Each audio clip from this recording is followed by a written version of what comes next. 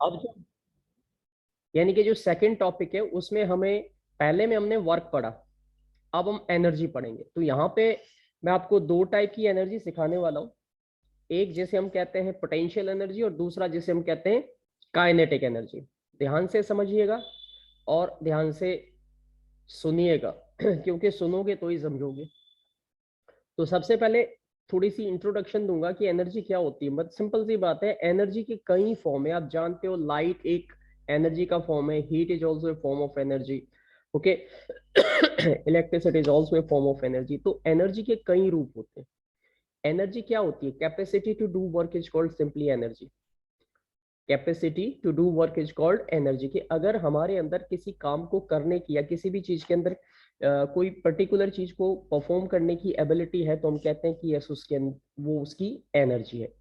Alright, तो यही topic है। लेकिन हम यहाँ पे दो टाइप की चीजें पढ़ने वाले हैं। एक हम पढ़ेंगे काइनेटिक एनर्जी और दूसरी हम पढ़ेंगे पोटेंशियल एनर्जी। तो सबसे पहले इसका थोड़ा इंट्रोडक्शन समझ लेते हैं। यहाँ पूछा जा रहा है, बताया जा रहा है एक्चुअली आपको, we all do you know lots of activities in daily routine life. यानी कि आप रोज अपने बहुत सारी एक्टिविटीज करते हो। ओपनिंग ऑफ डोर करते हो, वॉशिंग द क्लोथ करते हो, कुकिंग द फूड करते हो, कटिंग द वुड, ठीक है, या राइटिंग करते हो, ऑलराइट, रनिंग करते हो। So there are so many activities जो आप सुबह से शाम तक करते हो। तो इन सभी एक्टिविटीज के लिए हम कहते हैं कि हमें कुछ चाहिए जिससे हम ये एक्टिविटी कर पाए। इसके लिए सुबह उठते ही आप एक एनर्जी स्टोर करते हो अपनी बॉडी में, और उस एनर्जी को हम फूड कहते हैं। खाना खाते हो आप, उस खाने से आपके शरीर को क्या मिलती है? काम करने की एबिलिटी मिलती है, दैट मीन्स एनर्जी मिलती है, राइट। तो ऐसी ही एनर्जी की दो फॉर्म और है जिसे हम यहाँ पे स्टडी करेंगे, ठीक है। और वो दो फॉर्म जो है वो एक काइनेटिक एनर्जी होगी और दूसरी आपकी पोटेंशियल एनर्जी। तो for doing different kind of work different type of energy is required. Like for doing muscular work you need muscular energy. अगर आप इलेक्ट्रिकल वर्क कर रहे हो, इलेक्ट्रिसिटी का यूज कर रहे हो, तो आपको इलेक्ट्रिकल एनर्जी चाहिए। अगर आप कोई मैकेनिकल वर्क कर रहे हो तो आपको मैकेनिकल एनर्जी चाहिए, ठीक है। तो एनर्जी कई फॉर्म में होती है, एनर्जी किसी एक फॉर्म में नहीं होती। We need a lot of thing. तो यहां से आप सबसे पहले अपनी डेफिनेशन पक्का कीजिए कि what is energy. Energy is defined as the ability to do work. 1 mark में ये क्वेश्चन पूछा जाएगा तो आपको ये आंसर करना होगा कि what is energy. You will say that energy is ability to do work and it's a scalar quantity. मतलब इसमें सिर्फ मैग्नीट्यूड होता है, there is no direction. That's why आप कह सकते हो कि एनर्जी सिर्फ मैग्नीट्यूड दर्शाती है, यानी कि उसकी न्यूमेरिकल वैल्यू बताती है, उसकी डायरेक्शन का कोई रोल हमें नहीं पता लगता। सो हम कह सकते हैं कि एनर्जी जो है वो एक स्केलर क्वांटिटी है। यूनिट अगर हम देखें तो मोस्टली जितनी भी एनर्जी होती है, ज्यादातर एनर्जी क्या, अगर हम कॉमन टर्म ले तो हम जूल में मेजर करते हैं। और लास्ट क्लास में मैंने 1 जूल डेफिनेशन आपको करवाई है। बिगर यूनिट हमने किलो जूल, मेगा जूल और गीगा जूल के बारे में बात किया था, राइट। तो ये बातें भी आपको सारी की सारी क्लियर रखनी है, समझ में आनी चाहिए। ये देखिए, ठीक है, जूल को हम कैपिटल लेटर जे से डिनोट करेंगे, ठीक है। और किलो जूल का मतलब होता है 1000 जूल, दैट इज 10 की पावर 3। मेगा जूल का मतलब होता है 1000 × 1000, दैट इज 10 की पावर 6। और गीगा जूल का मतलब होता है 1000 × 1000 × 1000, यानी कि 3 बार 1000 मल्टीप्लाई करो तो दैट इज 10⁻⁹। अब अगर आगे देखें तो फॉर्म ऑफ एनर्जी में कई सारी form of energy. Look at your screen and just watch it carefully. Electrical energy is there, thermal energy is there, light energy is there, green energy is also, wave energy, heat energy, hydroelectric energy, solar energy, wind energy, nuclear energy, tidal energy, ठीक है। इसके अलावा जो है biomass energy, kinetic energy, geothermal energy. बहुत सारे forms है energy के, लेकिन हम जो यहाँ पे एनर्जी के फॉर्म पढ़ेंगे वो मैकेनिकल एनर्जी की बात करेंगे, जिसको कि हम दो फॉर्म में समझने वाले हैं। एक फॉर्म को हम बोलेंगे बेटा काइनेटिक एनर्जी और दूसरा फॉर्म कहलाएगा आपका पोटेंशियल एनर्जी, जिन दोनों का मैथमेटिकल डेरिवेशन, इन दोनों के फॉर्मूले, इन दोनों के न्यूमेरिकल आपको तैयार करने पड़ेंगे। तो सबसे पहले बात करते हैं मैकेनिकल एनर्जी क्या होती है। मैकेनिकल का मतलब समझो, जो भी आप एक्टिविटी करते हो, फिजिकल एक्टिविटी करते हो, उसी को हम क्या कहते हैं, मैकेनिकल कहते हैं। ध्यान से समझिए, आप चल रहे हो, फिर रहे हो, उठ रहे हो, भाग रहे हो, कुछ भी कर रहे हो आप, चाहे अपनी मस्कुलर एनर्जी का यूज कर रहे हो या आप किसी और फॉर्म ऑफ एनर्जी का यूज कर रहे हो, तो जहां पे कोई आप मैकेनिकल वर्क कर रहे हो, ठोका पेटी कर रहे हो, कोई चीज उठा रहे हो, रख रहे हो, ठीक है, ढो रहे हो, तो आप समझ रहे हो एक मैकेनिकल वर्क कर रहे हो। मैकेनिकल से टर्म आ जाती है मैकेनिक्स। ऑलराइट, तो मैकेनिकल एनर्जी क्या होती है? It is the energy process by the body due to its position और मोशन। कोई भी ऑब्जेक्ट अपनी किस पोजिशन में है, या किस उसका मोशन है, या फिर उसकी पोजीशन है कि वो रेस्ट में है या मोशन में, इस फॉर्म ऑफ एनर्जी को हम क्या कहते हैं, मैकेनिकल। तो जो भी मैकेनिकल एक्टिविटीज होती है उन सब के अंदर एनर्जी के किस फॉर्म को हम समझते हैं, मैकेनिकल एनर्जी को समझते हैं। That is called mechanical energy. ध्यान से समझिएगा, ठीक है। लाइक अभी आप चुपचाप पढ़ रहे हो, तो आप कोई एक्टिविटी नहीं कर रहे हो, आपकी सिर्फ एक पोजीशन है और वो पोजीशन रेस्ट की है, तो यहाँ पे आपके पास एक मैकेनिकल फॉर्म ऐसा है जिसमें आपका मोशन नहीं है। दूसरा है कि आप उठो और दौड़ने लग जाओ, तो वो भी आपकी एक पोजीशन होगी जहां पे आपके बॉडी का मोशन नजर आएगा। तो इन दोनों को कंबाइंड कर दें तो that is combinedly known as what, mechanical energy कहलाएगी। ठीक है, तो यहाँ पे जो मैकेनिकल एनर्जी है बेटा, वो हम दो फॉर्म में डिवाइड करेंगे। That first one is known as the potential energy and the second one is known as the kinetic energy. मेरी बात बड़े ध्यान से सुनिएगा और समझिएगा। दो टाइप की मैकेनिकल एनर्जी, यानी कि मैकेनिकल एनर्जी जो है वो दो टाइप की एनर्जी को मिला के बनती है। That means sum total of potential and kinetic energy of the body is called its mechanical energy. जैसे पोटेंशियल एनर्जी का मतलब होता है पोजीशन, कि ऑब्जेक्ट की पोजीशन अगर रेस्ट में है, उसकी पोजीशन कहाँ है, तो हम कहते हैं कि जब बॉडी अपनी रेस्ट पोजीशन में होती है तो उस टाइम पे उसमें जो एनर्जी स्टोर होती है वो पोटेंशियल एनर्जी होती है। ओके, और जब वो बॉडी मूव करना शुरू करती है तो वही एनर्जी, वो पोटेंशियल एनर्जी किस में कन्वर्ट होनी शुरू हो जाती है, मोशन में। और उस मोशन वाली एनर्जी को हम क्या कहते हैं, kinetic energy. So energy due to the motion of the object is called kinetic energy, और energy due to the position of the object is called potential energy. बहुत सिंपल सिंपल सी इसकी स्टेटमेंट है, बहुत ज्यादा डिफिकल्ट नहीं है। सो आपके सामने अब है पोटेंशियल एनर्जी की definition. So what is potential energy? You will see that it is the energy possessed by the body by virtue of its position. So energy possessed by the object or body by virtue या due to, virtue का मतलब है due to, by virtue of its position is known as potential energy. Look at the picture, जहाँ पे आपको एक table पे बहुत सारी बुक्स रखी दिखाई दे रही है। तो ये जितनी भी बुक्स है ये अपनी पोजीशन में है, मतलब means they are at rest, वो मूव नहीं कर रही है। और अभी जो इनके अंदर एनर्जी स्टोर है जब ये रेस्ट में है, तो उसी एनर्जी को हम क्या कहेंगे, पोटेंशियल। पोटेंशियल मतलब क्षमता, कि इनके अंदर एक एनर्जी है, क्षमता है, एबिलिटी है कि अगर हम इनको नीचे गिराएंगे तो ये काफी जोर से नीचे गिरेगी, या इनमें एक मास है तो किसी चीज से टकराएगी। तो दैट इज ऑल, वो सब पोटेंशियल बताती है। तो जब कोई ऑब्जेक्ट अपने रेस्ट पोजीशन पे होता है, अपनी मूवमेंट नहीं दिखा रहा होता है, then this is known as potential energy. Definition आपके सामने है जो आप तैयार कर सकते हो। मैथमेटिकल फॉर्मूला सभी बच्चों को पोटेंशियल एनर्जी का याद करना है। पीई का मतलब यहाँ पे पोटेंशियल एनर्जी है, and that is m g sorry mgh। m mass of the body, g gravity of the body sorry, and h जो है वो है आपके पास डिस्टेंस या height of the body from the earth. याद कीजिए, ये हमने डेरिवेशन में किया हुआ था वर्क वाले पार्ट में, ठीक है, या एनर्जी के जब हमने न्यूमेरिकल्स किए थे इससे पहले, पिछला चैप्टर जो हमारा हुआ था ग्रेविटेशन में, उसमें g और h की इस्तेमाल किया था। तो पोटेंशियल एनर्जी अगर तुम किसी भी चीज की निकालना चाहते हो तो आपको उसका मास पता होना चाहिए। एक्सेलरेशन ड्यू टू ग्रेविटी सबको पता है 9.8 होता है, और वो कितनी हाइट पे जमीन से। कोई चीज अगर ग्राउंड पे रखी है तो उसकी पोटेंशियल एनर्जी मिनिमम होती है। आप उसको धरती से जितना हाइट पे रखोगे, ठीक है, उसकी पोटेंशियल एनर्जी उतनी ज्यादा होगी, क्योंकि जब वो नीचे गिरेगी तो उतनी तेजी से नीचे आएगी। समझ गए? तो all object possesses the potential energy due to the position। तो सभी ऑब्जेक्ट के अंदर, including me, you and everything that we are holding in our hand, उन सभी के अंदर पोटेंशियल एनर्जी मौजूद है, बिकॉज वो एनर्जी उसके पोजीशन की वजह से है जब वो रेस्ट में है। समझ में आ गया होगा सभी बच्चों को?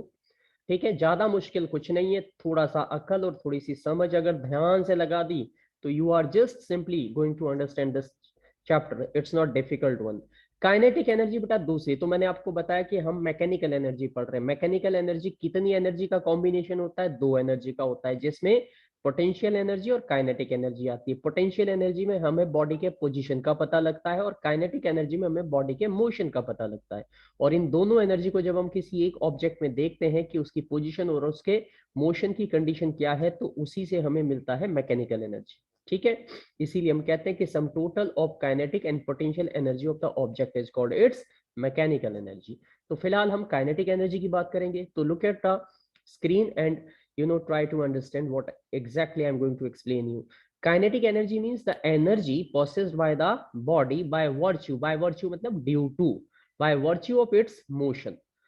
दोनों की डेफिनेशन सेम है। बाय वर्च्यू के बाद अगर आपने बोला पोजीशन तो वो बन जाएगी आपकी पोटेंशियल एनर्जी। बाय वर्च्यू के बाद अगर आपने बोला मोशन तो हो जाएगी आपकी काइनेटिक एनर्जी। ठीक है, पोटेंशियल एनर्जी का मैथमेटिकल फॉर्मूला आपको बताया गया, m into g into h. m का मतलब mass of the body, g का मतलब एक्सेलरेशन ड्यू टू ग्रेविटी और h का मतलब height from the surface of the earth. ठीक है, और kinetic energy, this is the energy due to the motion of the object. Example के लिए अ स्पीडिंग ट्रेन या फिर फ्लोइंग वाटर, कोई भी चीज जो मूव कर रही है। सिंपल सी बात है, कोई भी चीज जो मूव कर रही है जिसमें मोशन आपको दिखाई दे रहा है, समझ लीजिए उसमें कौन सी एनर्जी है? काइनेटिक एनर्जी मौजूद है वहां पे। अब यहाँ पे जो डेरिवेशन आता है, जो कि आपका 2 नंबर का एग्जाम में क्वेश्चन ऑलमोस्ट आ जाता है, पूछा जाता है कि derive the mathematical formula of kinetic energy. तो उसे बड़े ध्यान से समझिएगा। यहाँ पे डेराइव मतलब आपको बनाना है कि कैसे काइनेटिक एनर्जी का मैथमेटिकल फॉर्मूला बनेगा। काइनेटिक एनर्जी का जो फॉर्मूला होता है बेटा, वो होता है 1/2 mv²। बट वो कैसे बनेगा? तो हम लिखते हैं, हम स्टार्ट करेंगे, let we consider a body of mass m। मान लिया हमारे पास कोई बॉडी है जिसका मास है m, small letter m, and उसकी इनिशियल वेलोसिटी हमारे पास है v। ध्यान देना, इनिशियल वेलोसिटी, तुमने अक्सर इनिशियल वेलोसिटी में u पढ़ा हुआ है, लेकिन अभी यहाँ पे आपको कैपिटल V मान के चलना है। This body stop after covering A distances. मान लो कोई बॉडी है m मास की, ठीक है, और वो जब चलना शुरू करती है तो उसकी इनिशियल वेलोसिटी v थी, और कुछ टाइम के बाद जहां पे वो रुकती है तो वो जितना डिस्टेंस कवर करती है उसको हम s से डिनोट करते हैं। अभी 3 बातें आप सब समझ गए होंगे। अब देखो आगे, नेक्स्ट में हमारे पास क्या है कि डिस्टेंस का मतलब यहाँ डिस्प्लेसमेंट भी हो सकता है, ठीक है, और बाकी चीजें भी हो सकती है। तो बस वो आपको सिर्फ डिस्प्लेसमेंट ही समझना है। ये मान लो ये कोई ऑब्जेक्ट था, ये यहां से ये बॉल बेटा चलना शुरू हुआ, यहां तक आया। तो जब ये यहां से चला तो इसकी इनिशियल वेलोसिटी हमने v मान ली, मास इसका हमने m मान लिया, और ये यहां से यहां तक जो इसने डिस्टेंस कवर किया वो इसका क्या हो गया? आपका s हो गया डिस्टेंस। तो इनिशियल वेलोसिटी अगर v थी तो फाइनल वेलोसिटी क्या हो जाएगी? 0, क्योंकि जब रुक जाएगी तो इसकी वेलोसिटी 0 हो जाएगी। अब ये कंडीशन हम यहाँ पे अप्लाई करेंगे कि let mass of the ball m है, इनिशियल वेलोसिटी v है, ओके, फाइनल वेलोसिटी 0 है, और जो डिस्टेंस है वो s है। तो थर्ड इक्वेशन याद करो, थर्ड इक्वेशन है v², ठीक है, इज इक्वल टू में u² प्लस में 2as। इस इक्वेशन का हम यहाँ पे यूज करेंगे। ये सारी डेरिवेशन हर बच्चे को तैयार करनी है, एग्जाम में आएगी। ये 3 मार्क्स 2 मार्क्स में कंफर्म एग्जाम में आने वाली चीज है ये। तो यहाँ पे देखिए, अब क्या करेंगे आप, यहाँ पे v² इज इक्वल टू में u² प्लस में 2s, हम यहाँ थर्ड इक्वेशन ऑफ मोशन का यूज कर रहे हैं फिलहाल। अब इनिशियल वेलोसिटी, ठीक है, जो आपके पास है वो थी v, और फाइनल वेलोसिटी हमारे पास थी 0। तो जहां पे v² है फाइनल वेलोसिटी, वहां पे हमने 0 रखा, 0 का स्क्वायर भी 0 हो जाएगा।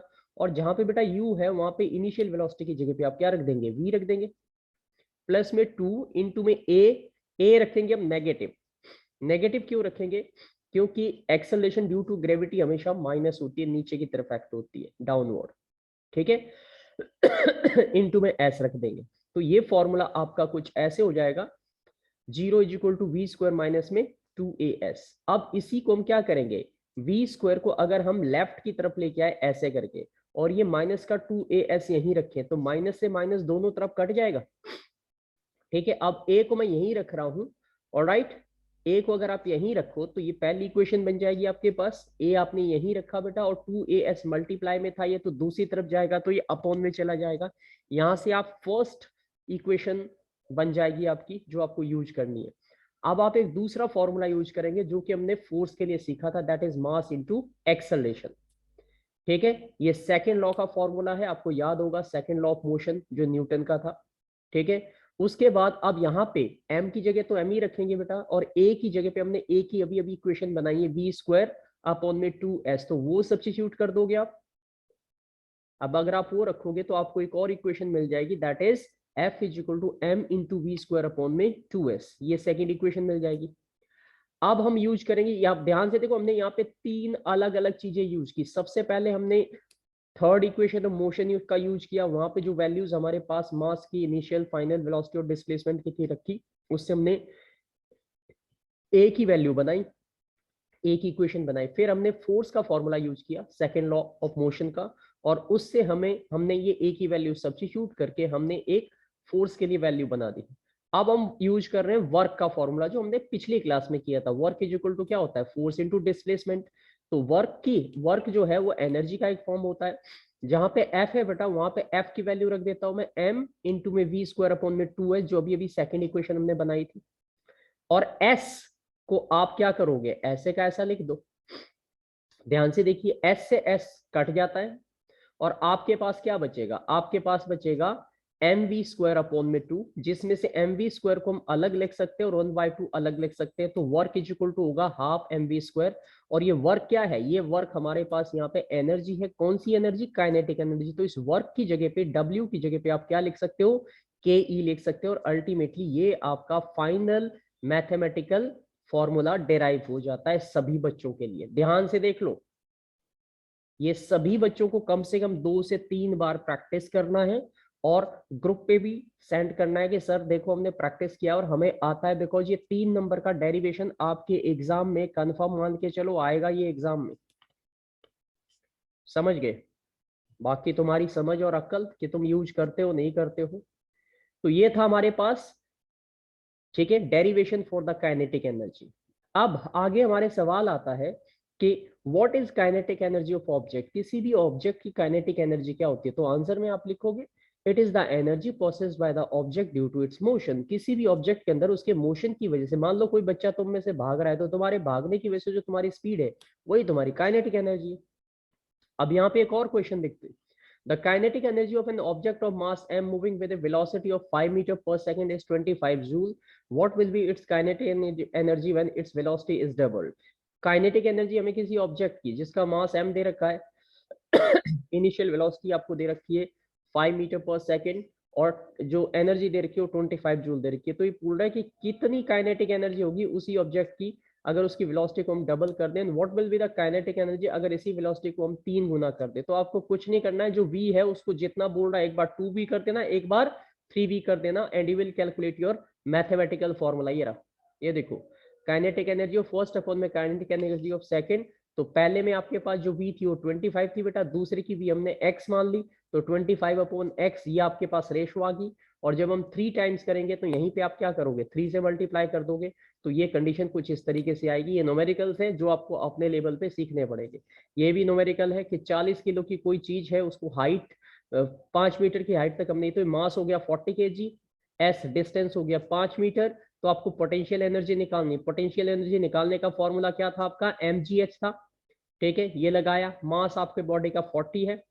ठीक है, जी की वैल्यू आपको यहाँ पे 10 रखनी है राउंड ऑफ में, हालांकि 9.8 होती है लेकिन आप 10 ले लीजिए। ठीक है, और एच आपके पास दे रखा है, सिंपली मल्टीप्लाई करो 2000, आपके पास क्या आ जाएगी, जूल एनर्जी आ जाएगी। इस तरीके से आप ये न्यूमेरिकल सॉल्व कर पाओगे। यहाँ देखो, what happen to kinetic energy if velocity of the body जो है हाफ कर दे। अगर हम वेलोसिटी बॉडी की हाफ कर देंगे तो काइनेटिक एनर्जी क्या हो जाएगी, सिंपल सी बात है, kinetic energy directly proportional to velocity है। काइनेटिक, अगर वेलोसिटी बढ़ेगी तो काइनेटिक एनर्जी मोशन भी बढ़ेगा, वेलोसिटी घटेगी तो काइनेटिक एनर्जी भी घटेगी। तो हम ये कह सकते हैं कि अगर काइनेटिक एनर्जी का स्क्वायर है तो यहाँ पे हाफ हो गई है, हाफ का स्क्वायर कर दो 1/4, आपके पास आंसर आ जाता है ऐसे करके। सी दिस वन, इस तरीके के न्यूमेरिकल एग्जाम में आएंगे तो आप इनको थोड़ा सा अकल से समझ सकते हो।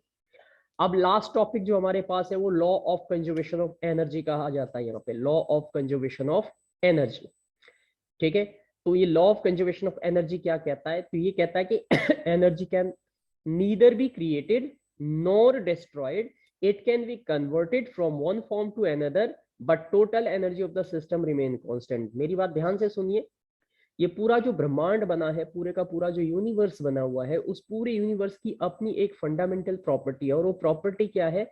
वो ये कहती है कि एनर्जी को ना तो हम बना सकते हैं और ना ही घटा सकते, ना ही उसे डिस्ट्रॉय कर सकते। जितनी एनर्जी इस पूरे यूनिवर्स में है वो कांस्टेंट है, और वो सिर्फ एक रूप से दूसरे रूप में चेंज होती रहती है, ठीक है। और इसी चेंज होती हुई एनर्जी की वजह से ये एक सर्कल जो है यूनिवर्स का वो चल रहा है, और ब्रह्मांड जो है वो एक, ठीक है, प्रगतिशील, आप कह सकते हो कंपोनेंट की तरह काम कर रहा है। That the universe is always in an mode of action. So this is what we call law of conservation of energy, जो कि 2 मार्क्स में एग्जाम में स्ट्रेट फॉरवर्ड आ जाता है कि state the law of conservation of energy. So you have to simply write that energy can neither be created nor destroyed, it can be converted from one form to another but total energy of system remain constant। तो अगर इतना भी आप में से बच्चे इस चीज को एज इट इज, क्योंकि इस लॉ को बेटा अपनी तरफ से आप कन्वर्ट नहीं कर सकते, वो आपको एज इट इज ही रखना पड़ेगा, ठीक है।